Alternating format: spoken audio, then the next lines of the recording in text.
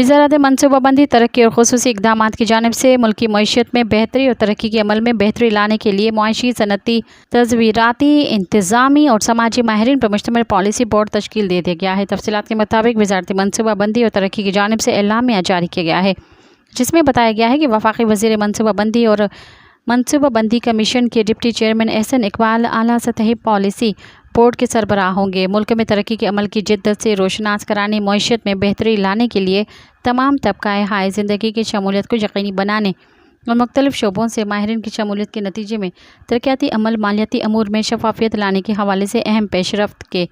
तौर पर एक अहम इक़दाम उठाए हुए वफाकी वज़ीर मनसूबाबंदी एहसन इकबाल ने मनसूबाबंदी कमीशन में एक आला सतही पॉलिसी बोर्ड तश्कील दे दिया है।